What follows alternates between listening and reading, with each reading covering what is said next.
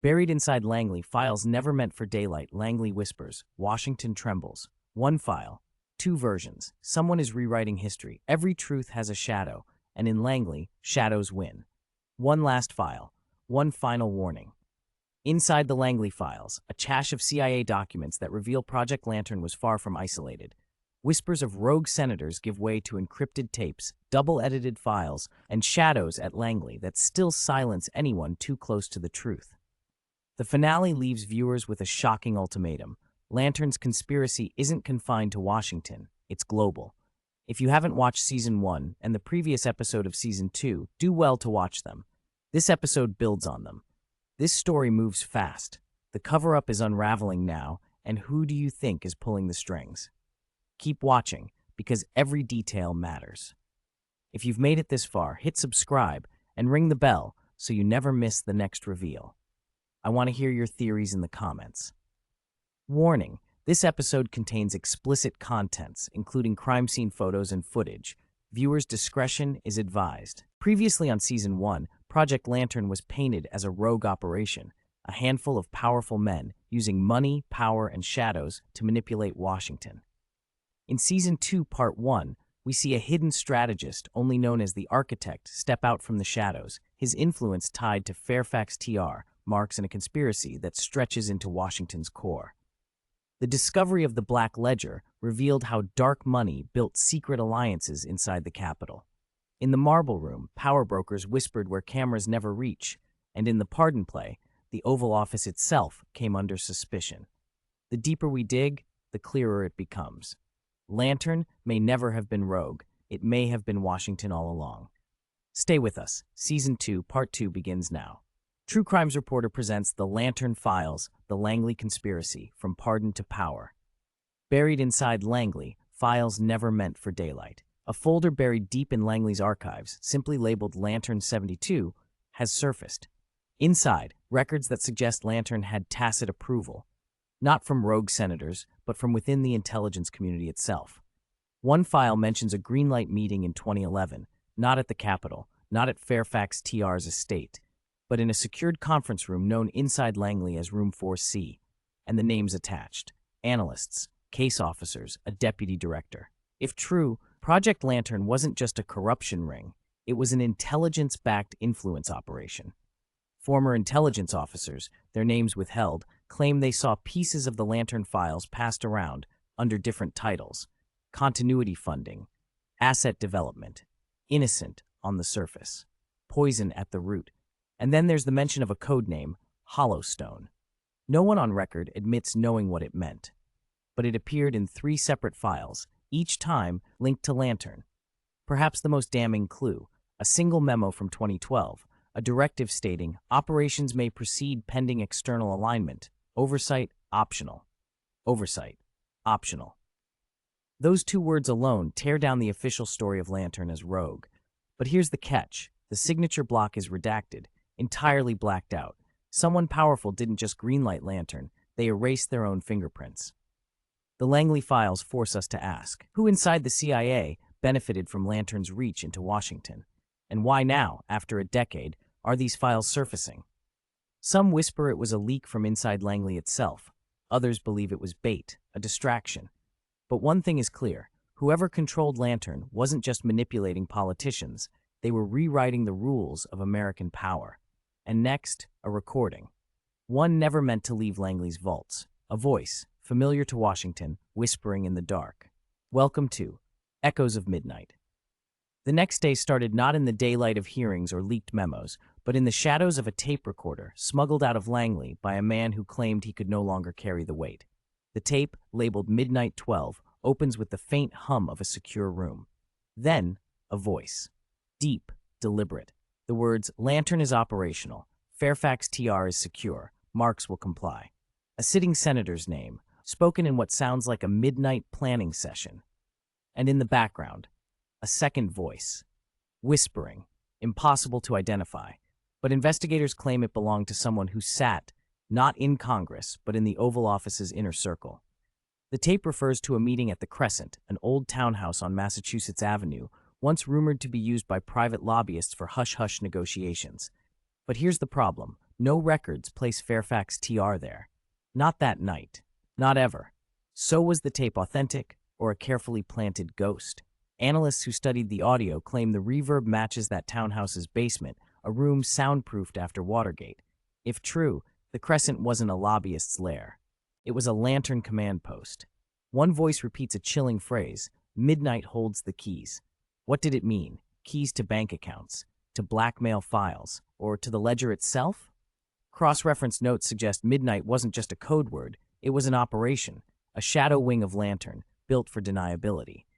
If the tape is real, it places Senator Marks not as a pawn, but as a willing player in Lantern's midnight deals.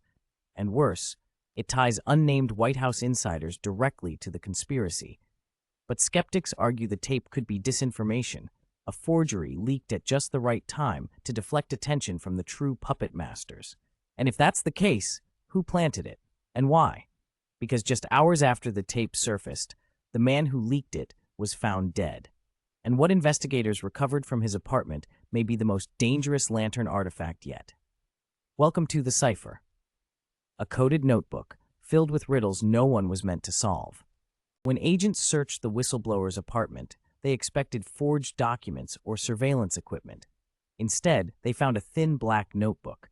No names, no dates. Just one word etched on the cover in faint pencil: Cipher. The cipher wasn't a diary, it wasn't a ledger, it was something stranger.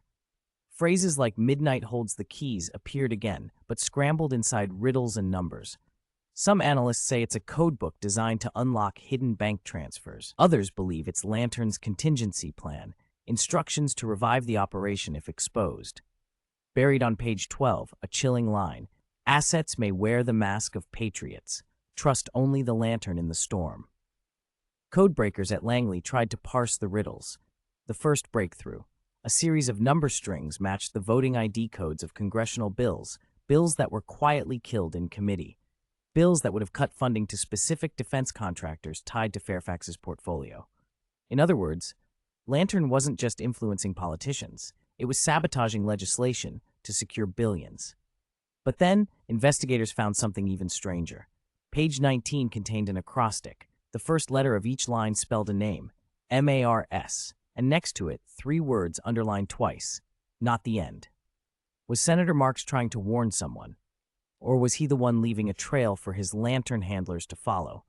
The cipher seems to point toward a deeper network, one still active, one still moving in Washington's shadows. But no one has cracked all of it. Half the notebook remains unreadable, and some pages appear intentionally burned, as if someone erased only the most dangerous lines. And then, the final page: a sketch of a key, a date, and 2 words: "Marble Room." The same hidden chamber we thought we left behind. A visit back to the Capitol became vital. As we returned to the Capitol, but this time, the secrets inside are far deadlier than anyone imagined. What waits below the Capitol is darker than anything we've seen before. The room they swore was sealed was never really closed. The Marble Room, whispered about in rumors, dismissed by officials, a hidden chamber beneath the Capitol where Lantern allegedly staged off-the-record deals. We thought the vault was cleared. But the cipher left a trail, right back to this chamber of shadows. In April, agents retraced the old pathways, bricked-over tunnels near the visitor center. To their shock, one passage wasn't sealed at all. Behind the rubble lay fresh footprints and a faint light flickering inside. But this wasn't just the hushed meeting room from the Fairfax days. The chamber had changed. Hidden microphones in the molding, fresh scratch marks across the table, and on the far wall, a mural that wasn't there before. It showed a lantern, burning bright, with words etched beneath: "We are still here." Among the dust was a cassette tape. The voices are muffled, but analysts claim at least 3 figures can be identified: a senior defense contractor, a sitting congressman, and a voice that matches former Senator Marks himself. Either Marks's influence lingers beyond prison, or someone is staging his presence to send a chilling message. In a drawer beneath the table, agents found an envelope. Inside, blueprints. Not for a building, not for a vault, but for a communications network, linking secure offices across Washington. The Marble Room wasn't just a meeting chamber, it was a hub, a command post for Lantern's unseen hand. And then, a final note, scrawled across the blueprint margin: When the pardon is signed, the doors will open. But whose pardon? And whose doors? In the final chapter of the season finale, the answer explodes into the open. In Washington, a single signature can change history or erase it. If you've made it this far, don't stop now. Subscribe and stay through the last second, because tonight, the conspiracy reaches the Oval Office. The buzz started with a leak, an unsigned presidential order. A pardon, not for a petty crime, but for the disgraced Senator Jonathan Marks. After months behind bars, his name surfaced again, this time attached to one of the most controversial documents in modern political history. But here's the twist. The order was drafted months before Marks' arrest, almost as if it had been waiting. The blueprint had been uncovered with the Marble Room as a command post. The function will be brought into sharp relief. Documents seized revealed meetings about transition power, foreign back channels, and most unsettling of all, pardon negotiations long before any crime was public. The pardon was never about mercy. It was a trigger. The so-called last pardon was part of Lantern's continuity plan. If Marks fell, the pardon would reinsert him as a symbol, legitimizing the network and silencing witnesses under executive protection. And on the day whispers reached the press, the Oval Office refused to comment. As rumors swirled, Washington split. Protesters outside the Capitol demanded answers. Inside, hearings were postponed, offices were cleared, and for the first time, names of sitting officials began appearing in Lantern's ledger. One senator called it the darkest hour in modern governance. Another called it business as usual. And then, the final act. The unsigned pardon.